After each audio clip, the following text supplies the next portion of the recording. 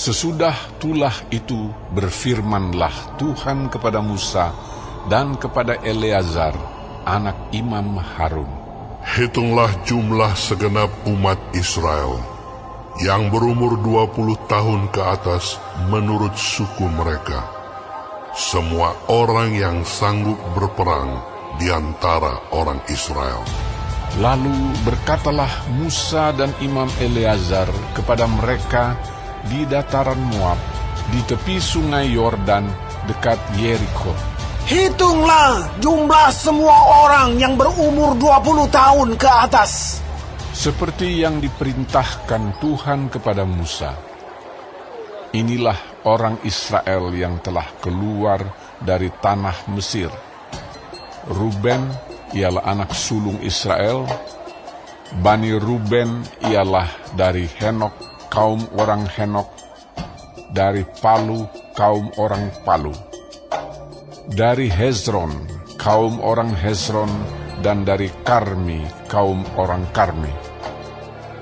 Itulah kaum-kaum orang Ruben, dan orang-orang yang dicatat dari mereka berjumlah 43.730 orang.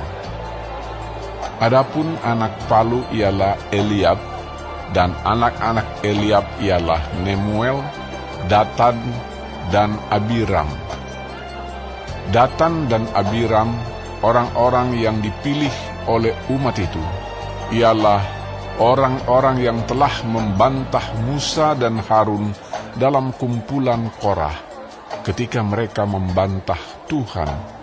Tetapi bumi membuka mulutnya dan menelan mereka bersama-sama dengan Korah ketika kumpulan itu mati, ketika ke-250 orang itu dimakan api, sehingga mereka menjadi peringatan.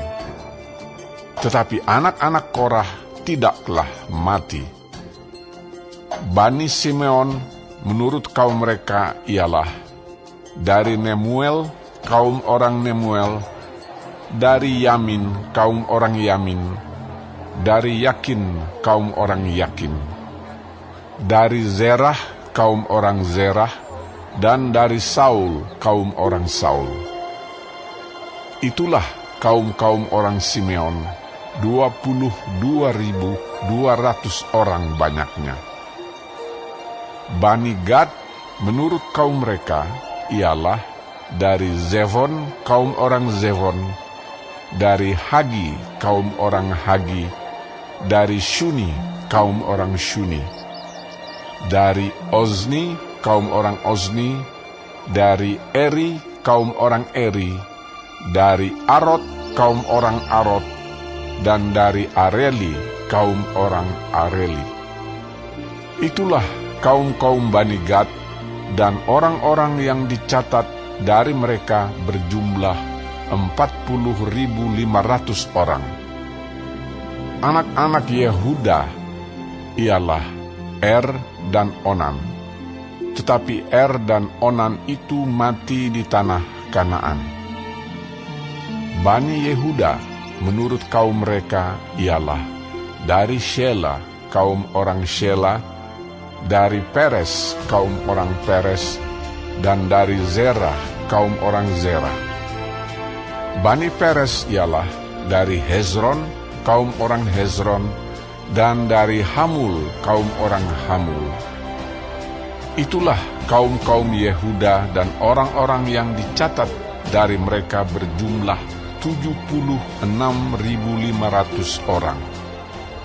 Bani Isakar menurut kaum mereka ialah dari Tola, kaum orang Tola, dari Pura, kaum orang Pura, dari Yasub, kaum orang Yasub, dan dari Simron, kaum orang Simron. Itulah kaum-kaum Isakar, dan orang-orang yang dicatat dari mereka berjumlah 64.300 orang. Bani Zebulon menurut kaum mereka ialah dari Seret, kaum orang Seret, dari Elon, kaum orang Elon, dan dari Yahleel, kaum orang Yahleel. Itulah kaum-kaum orang Zebulon dan orang-orang yang dicatat dari mereka berjumlah 60.500 orang. Keturunan Yusuf menurut kaum mereka ialah orang Manasye dan orang Efraim. Bani Manasye ialah dari Makir, kaum orang Makir. Dari Makir beranakkan Gilead, dari Gilead kaum orang Gilead.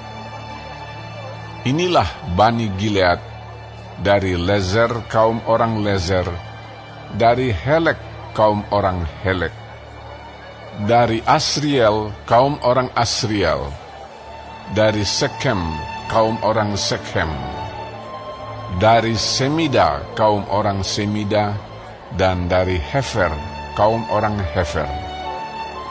Adapun Zelafehad bin Hefer tidak mempunyai anak laki-laki, tetapi anak perempuan saja. Dan nama anak-anak perempuan Zelafehad ialah Mahla, Noah, Hogla, Milka, dan Tirza. Itulah kaum-kaum Manasye, dan orang-orang yang dicatat dari mereka berjumlah 52.700 orang. Inilah Bani Efraim menurut kaum mereka. Dari Sutelah, kaum orang Sutelah, dari Bekher, kaum orang Bekher, dan dari Tahan, kaum orang Tahan. Dan inilah Bani Sutelah, dari Eran, kaum orang Eran. Itulah kaum-kaum Bani Efraim, dan orang-orang yang dicatat dari mereka berjumlah 32.500 orang banyaknya. Itulah Bani Yusuf menurut kaum mereka. Bani Benyamin menurut kaum mereka ialah dari Bela, kaum orang Bela, dari Asibel, kaum orang Asibel, dari Ahiram, kaum orang Ahiram, dari Sefufam, kaum orang Sefufam, dan dari Hufam, kaum orang Hufam. Dan anak-anak Bela ialah Aret dan Naaman. Dari Aret, kaum orang Aret, dan dari Naaman, kaum orang Naaman. Itulah Bani Benyamin menurut kaum mereka, dan orang-orang yang dicatat dari mereka berjumlah 45.600 orang. Inilah Bani Dan menurut kaum mereka. Dari Suham, kaum orang Suham. Itulah kaum-kaum Dan menurut kaum mereka. Segala kaum orang Suham, orang-orang yang dicatat dari mereka berjumlah 64.400 orang. Bani Asher menurut kaum mereka ialah dari Yimna, kaum orang Yimna, dari Yisvi, kaum orang Yiswi, dan dari Beria, kaum orang Beria. Mengenai Bani Beria, dari Heber, kaum orang Heber, dan dari Malkiel, kaum orang Malkiel. Dan nama anak perempuan Asher ialah Serah. Itulah kaum-kaum Bani Asher, dan orang-orang yang dicatat dari mereka berjumlah 53.400 orang. Bani Naftali menurut kaum mereka ialah dari Yahzeel, kaum orang Yahzeel, dari Guni, kaum orang Guni, dari Yezer, kaum orang Yezer, dan dari Shilem, kaum orang Shilem. Itulah kaum-kaum Naftali menurut kaum mereka, dan orang-orang yang dicatat dari mereka berjumlah 45.400 orang. Itulah orang-orang yang dicatat dari orang Israel, 601.730 orang banyaknya. Tuhan berfirman kepada Musa, kepada suku-suku itulah harus dibagikan tanah itu menjadi milik pusaka menurut nama-nama yang dicatat. Kepada yang besar jumlahnya, haruslah engkau memberikan milik pusaka yang besar, dan kepada yang kecil jumlahnya, haruslah engkau memberikan milik pusaka yang kecil. Kepada setiap suku, sesuai dengan jumlah orang-orangnya yang dicatat, haruslah diberikan milik pusaka. Tetapi tanah itu harus dibagikan dengan membuang undi, menurut nama suku-suku nenek moyang mereka. Haruslah mereka mendapat milik pusaka. Seperti yang ditunjukkan undian, haruslah dibagikan milik pusaka setiap suku, di antara yang besar dan yang kecil jumlahnya. Inilah orang-orang yang dicatat dari orang Lewi menurut kaum mereka. Dari Gerson, kaum orang Gerson. Dari Kehat, kaum orang Kehat. Dan dari Merari, kaum orang Merari. Inilah kaum-kaum Lewi. Kaum orang Libni, kaum orang Hebron, kaum orang Mahli, kaum orang Musi, dan kaum orang Korah. Adapun Kehat beranakan Amram. Dan nama istri Amram ialah Yokhebed, anak perempuan Lewi yang dilahirkan bagi Lewi di Mesir. Dan bagi Amram perempuan itu melahirkan Harun dan Musa dan Miriam, saudara mereka yang perempuan. Pada Harun lahir Nadab dan Abihu, Eleazar dan Itamar. Tetapi Nadab dan Abihu mati ketika mereka mempersembahkan persembahan api yang asing ke hadapan Tuhan. Dan orang-orang yang dicatat dari mereka berjumlah 23.000 orang, semuanya laki-laki yang berumur 1 bulan ke atas, sebab mereka tidak dicatat bersama-sama dengan orang Israel, karena mereka tidak diberikan milik pusaka di tengah-tengah orang Israel. Itulah orang-orang yang dicatat oleh Musa dan Imam Eleazar, ketika keduanya mencatat orang-orang Israel di dataran Moab, di tepi sungai Yordan dekat Yerikho. Di antara mereka tidak ada terdapat seorang pun yang dicatat Musa dan Imam Harun ketika keduanya mencatat orang Israel di padang gurun Sinai, sebab Tuhan telah berfirman tentang mereka, pastilah mereka mati di padang gurun. Dari mereka itu tidak ada seorang pun yang masih tinggal hidup selain dari Kaleb bin Yefune dan Yosua bin Nun.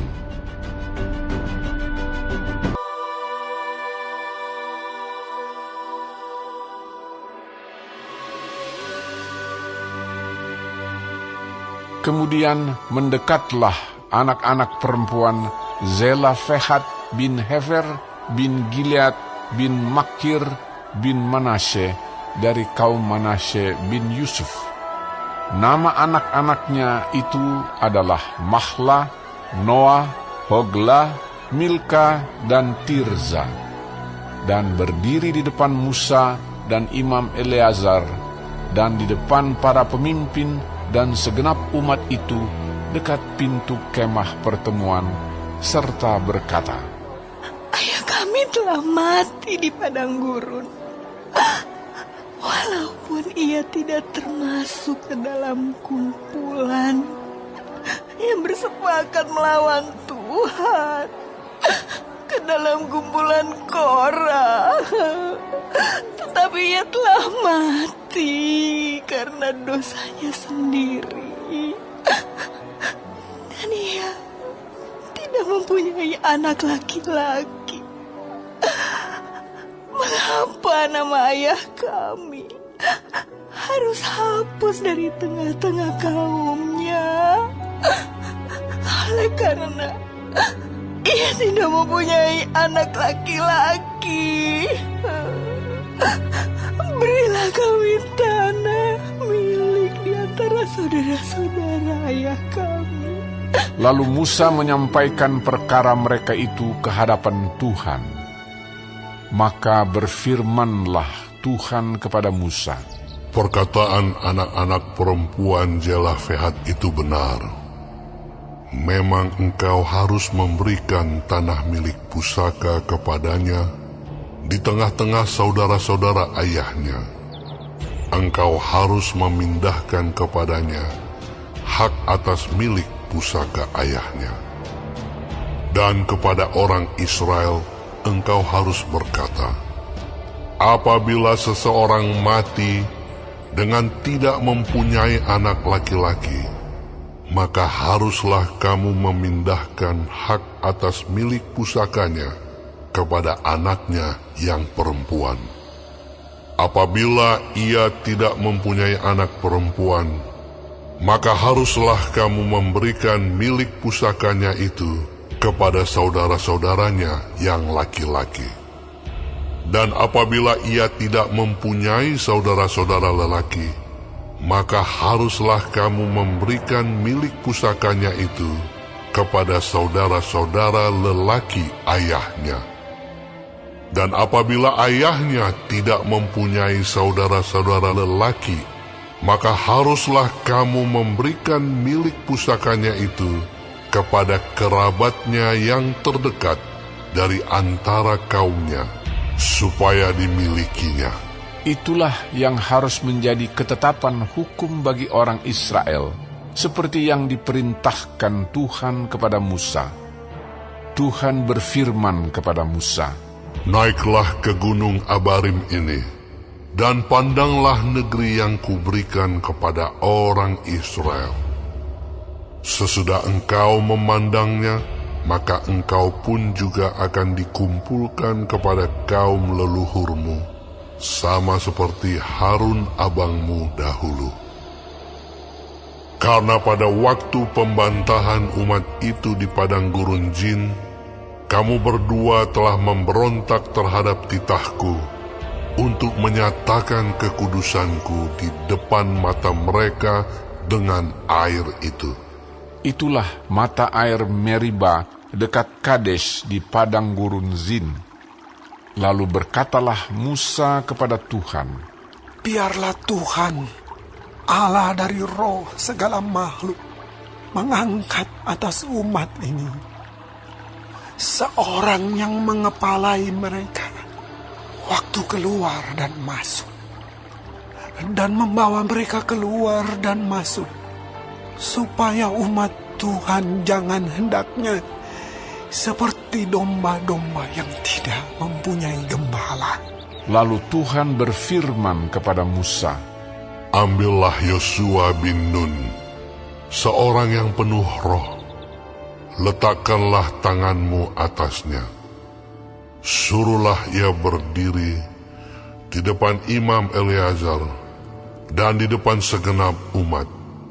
Lalu berikanlah kepadanya perintahmu di depan mata mereka itu. Dan berilah dia sebagian dari kewibawaanmu, supaya segenap umat Israel mendengarkan dia. Ia harus berdiri di depan Imam Eleazar, supaya Eleazar menanyakan keputusan Urim bagi dia di hadapan Tuhan. Atas titahnya mereka akan keluar, dan atas titahnya mereka akan masuk, ia beserta semua orang Israel, segenap umat itu." Maka Musa melakukan seperti yang diperintahkan Tuhan kepadanya. Ia memanggil Yosua dan menyuruh dia berdiri di depan Imam Eleazar dan di depan segenap umat itu. Lalu ia meletakkan tangannya atas Yosua dan memberikan kepadanya perintahnya, seperti yang difirmankan Tuhan dengan perantaraan Musa.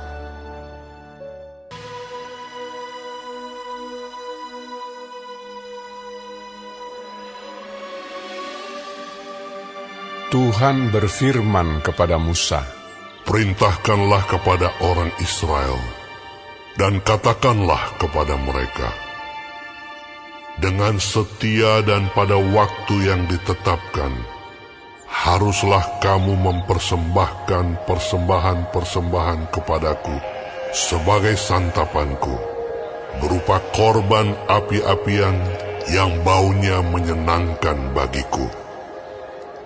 Katakanlah kepada mereka, inilah korban api-apian yang harus kamu persembahkan kepada Tuhan.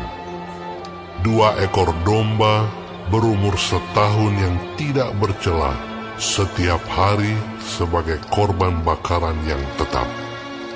Domba yang satu haruslah kau olah pada waktu pagi, domba yang lain haruslah kau olah pada waktu senja.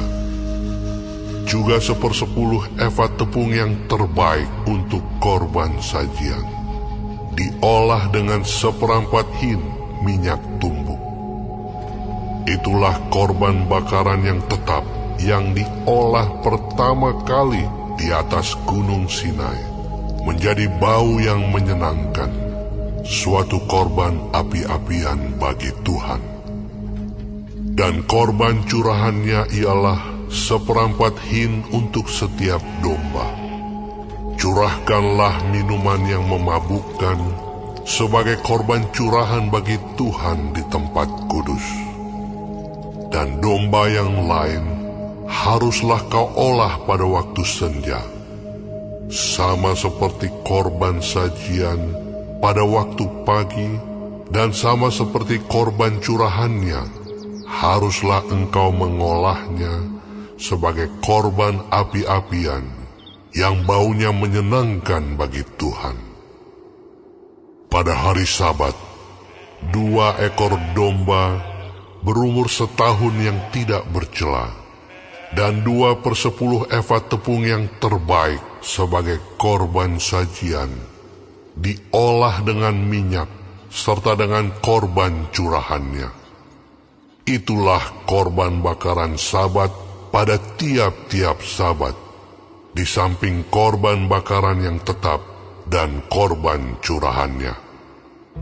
Pada bulan barumu, haruslah kamu mempersembahkan sebagai korban bakaran kepada Tuhan 2 ekor lembu jantan muda, 1 ekor domba jantan, 7 ekor domba berumur setahun yang tidak bercela, dan juga 3/10 efa tepung yang terbaik sebagai korban sajian, diolah dengan minyak untuk tiap-tiap lembu jantan, serta 2/10 efa tepung yang terbaik sebagai korban sajian, diolah dengan minyak untuk domba jantan yang 1 ekor itu, serta 1/10 efa tepung yang terbaik sebagai korban sajian, diolah dengan minyak untuk tiap-tiap domba. Itulah suatu korban bakaran, bau yang menyenangkan, suatu korban api-apian bagi Tuhan. Dan korban-korban curahannya haruslah untuk 1 ekor lembu jantan setengah hin anggur, untuk 1 ekor domba jantan 1/3 hin, dan untuk 1 ekor domba 1/4 hin. Itulah korban bakaran pada setiap bulan baru dalam setahun. Dan 1 ekor kambing jantan haruslah diolah menjadi korban penghapus dosa bagi Tuhan, serta dengan korban curahannya, di samping korban bakaran yang tetap.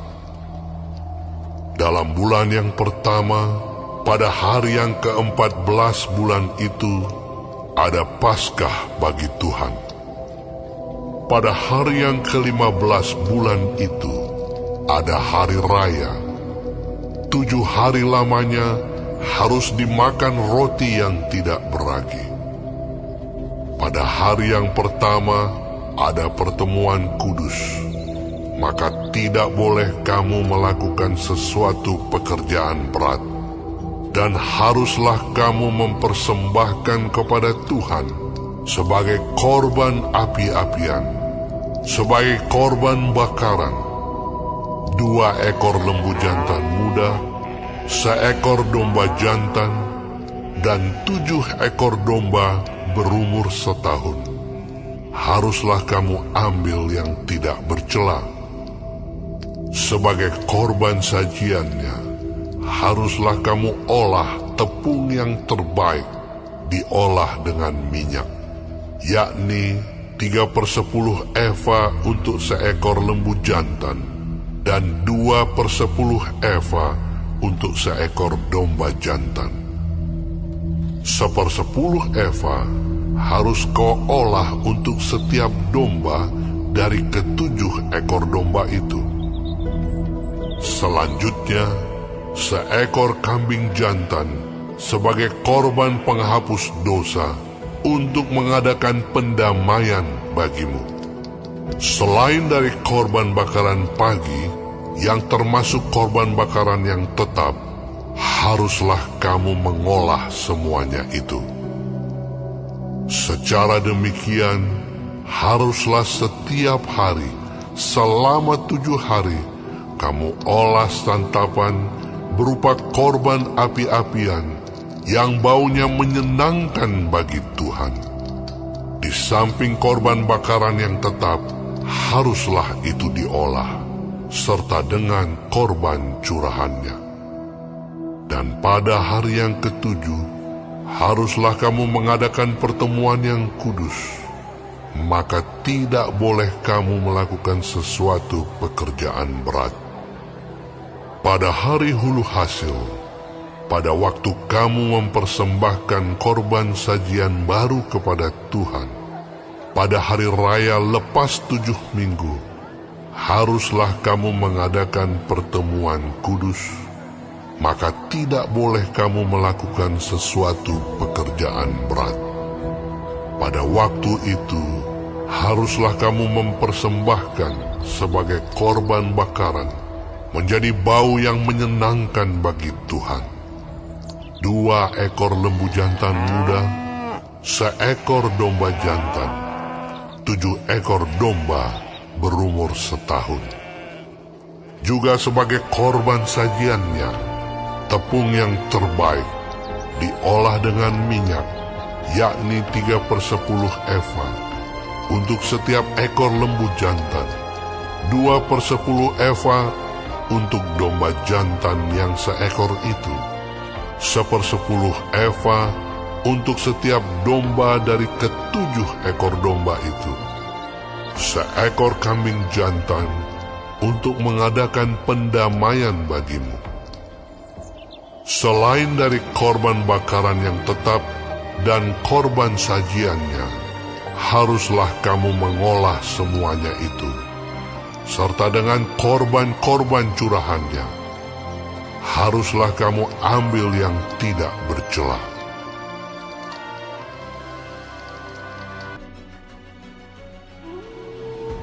Pada bulan yang ke-7, pada tanggal 1 bulan itu, haruslah kamu mengadakan pertemuan yang kudus.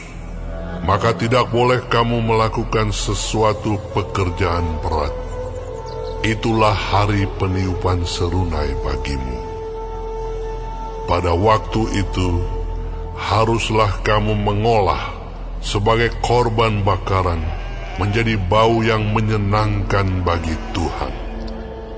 1 ekor lembu jantan muda, 1 ekor domba jantan, 7 ekor domba berumur setahun yang tidak bercela.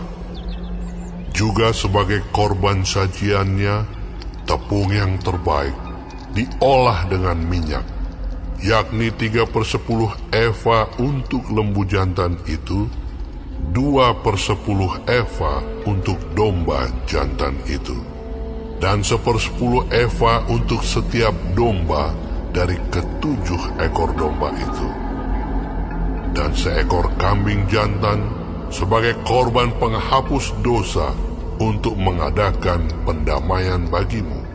Selain dari korban bakaran bulan baru, serta dengan korban sajiannya, dan korban bakaran yang tetap serta dengan korban sajiannya dan korban-korban curahannya sesuai dengan peraturannya, menjadi bau yang menyenangkan, suatu korban api-apian bagi Tuhan.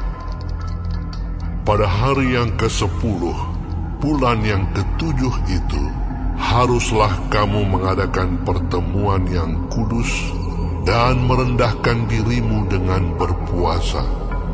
Maka tidak boleh kamu melakukan sesuatu pekerjaan. Pada waktu itu, haruslah kamu mempersembahkan sebagai korban bakaran kepada Tuhan, sebagai bau yang menyenangkan, seekor lembu jantan muda, seekor domba jantan, 7 ekor domba berumur setahun. Haruslah tidak bercela semuanya itu.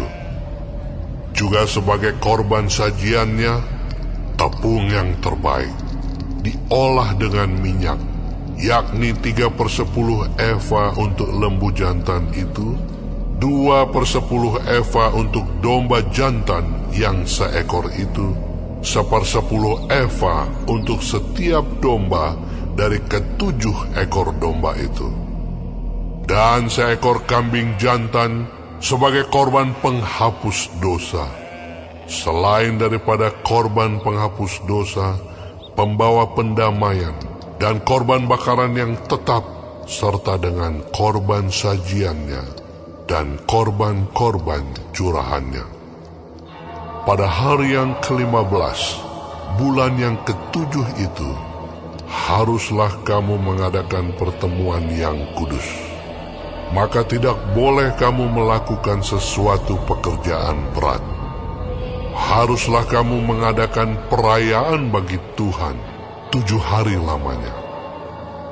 Pada waktu itu, haruslah kamu mempersembahkan sebagai korban bakaran, sebagai korban api-apian yang baunya menyenangkan bagi Tuhan, 13 ekor lembu jantan muda, 2 ekor domba jantan, 14 ekor domba berumur setahun.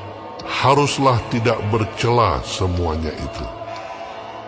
Juga sebagai korban sajiannya, tepung yang terbaik diolah dengan minyak, yakni 3/10 eva untuk setiap lembu dari ke-13 ekor lembu jantan itu, 2/10 eva untuk setiap domba dari kedua ekor domba jantan itu, dan 1/10 eva untuk setiap domba dari ke-14 ekor domba itu, dan seekor kambing jantan sebagai korban penghapus dosa, selain dari korban bakaran yang tetap dengan korban sajiannya dan korban curahannya. Pada hari yang kedua, 12 ekor lembu jantan muda, 2 ekor domba jantan, 14 ekor domba berumur setahun yang tidak bercela, serta dengan korban sajiannya dan korban-korban curahannya, yakni untuk lembu-lembu jantan, untuk domba-domba jantan, dan untuk domba-domba muda itu, menurut jumlah yang sesuai dengan peraturan, dan seekor kambing jantan sebagai korban penghapus dosa, selain dari korban bakaran yang tetap, serta dengan korban sajiannya dan korban-korban curahannya. Pada hari yang ketiga, 11 ekor lembu jantan, 2 ekor domba jantan, 14 ekor domba berumur setahun yang tidak bercela, serta dengan korban sajiannya dan korban-korban curahannya, yakni untuk lembu-lembu jantan, untuk domba-domba jantan, dan untuk domba-domba muda itu, menurut jumlah yang sesuai dengan peraturan, dan seekor kambing jantan sebagai korban penghapus dosa, selain dari korban bakaran yang tetap, serta dengan korban sajiannya dan korban curahannya. Pada hari yang keempat, 10 ekor lembu jantan, 2 ekor domba jantan, 14 ekor domba berumur setahun yang tidak bercela, serta dengan korban sajiannya dan korban-korban curahannya, yakni untuk lembu-lembu jantan, untuk domba-domba jantan, dan untuk domba-domba muda itu, menurut jumlah yang sesuai dengan peraturan. Dan seekor kambing jantan sebagai korban penghapus dosa, selain dari korban bakaran yang tetap dengan korban sajiannya dan korban curahannya.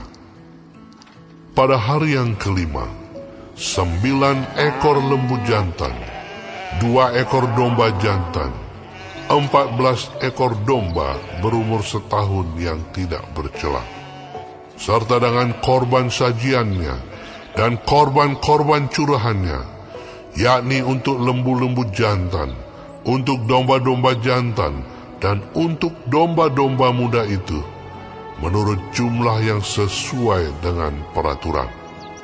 Dan seekor kambing jantan sebagai korban penghapus dosa, selain dari korban bakaran yang tetap, serta dengan korban sajiannya dan korban curahannya.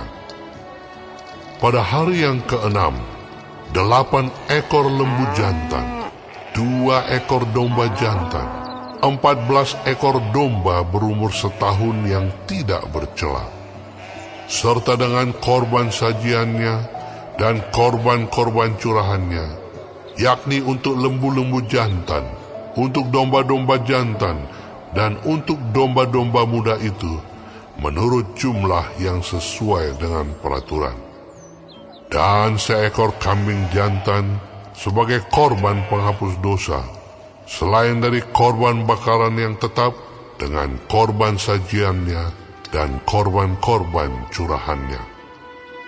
Pada hari yang ketujuh, 7 ekor lembu jantan, 2 ekor domba jantan, 14 ekor domba berumur setahun yang tidak bercela, serta dengan korban sajiannya dan korban-korban curahannya, yakni untuk lembu-lembu jantan, untuk domba-domba jantan, dan untuk domba-domba muda itu, menurut jumlah yang sesuai dengan peraturannya.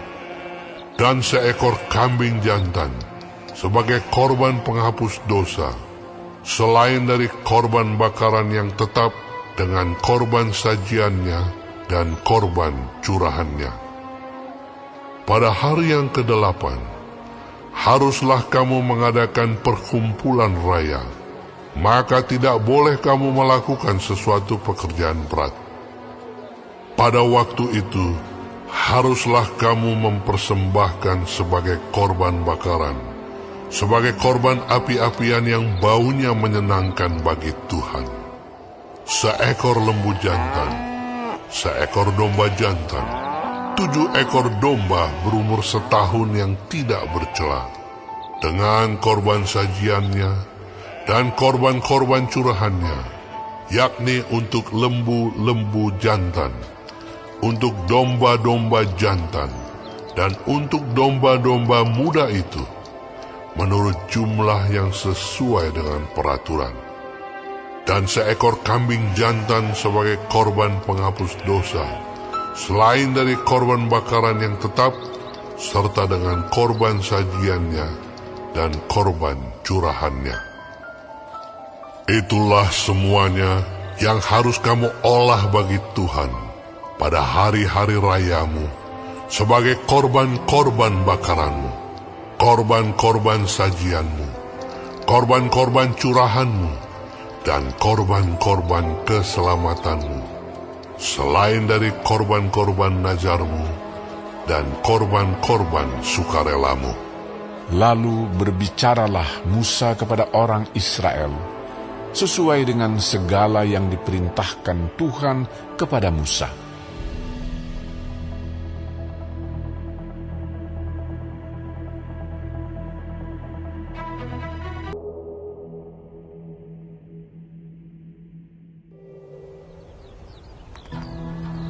Musa berkata kepada kepala-kepala suku Israel demikian, Inilah yang diperintahkan Tuhan.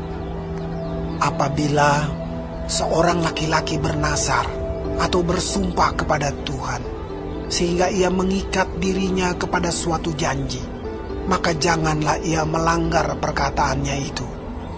Haruslah ia berbuat tepat seperti yang diucapkannya.